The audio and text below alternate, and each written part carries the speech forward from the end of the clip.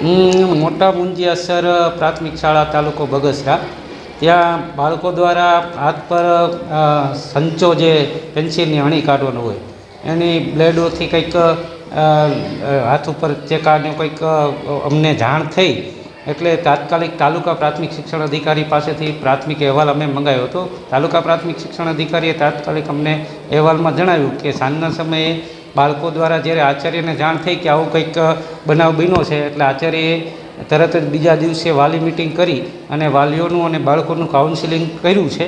અને ત્યાર પછી કોઈ ફરિયાદ વાલી તરફથી કે નહોતી આવી, પણ પીઆઈ સાહેબને ઉદ્દેશીને ગઈકાલે પાછી અરજી થઈ એટલે એના અનુસંધાને અમે આગળની કાર્યવાહીઓ હાથ ધરી છે.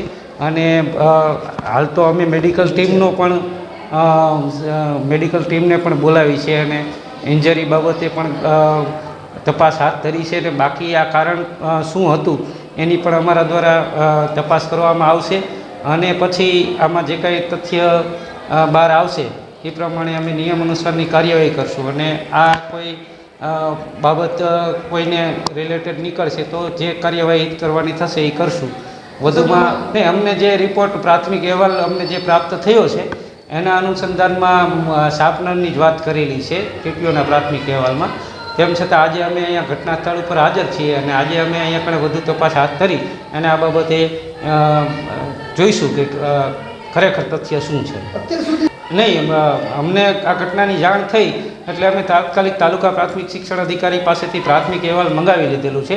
મીડિયાની આ જે જાણ તો ગઈકાલે થઈ, પણ અમે પ્રાથમિક અહેવાલ શનિવારે જ મંગાવી લીધો હતો અને એમાં એવું કીધું હતું કે વાલી મિટિંગ થયેલી છે અને વાલી મિટિંગમાં કાઉન્સિલિંગ બાળકોનું વાલીઓનું કરીને સમજાવટ કરેલી છે.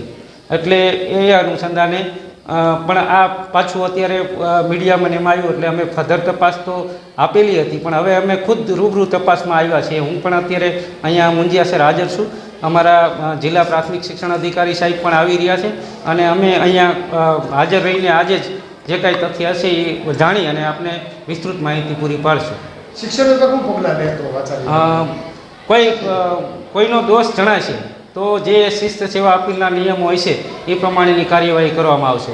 અથવા તો બાળકે કોઈ એ દોષ વગર કોઈ એવું કર્યું હોય છે તો અમે બાળકોનું પણ કાઉન્સિલિંગ કરવાનું અમારા કક્ષાએથી કરશું.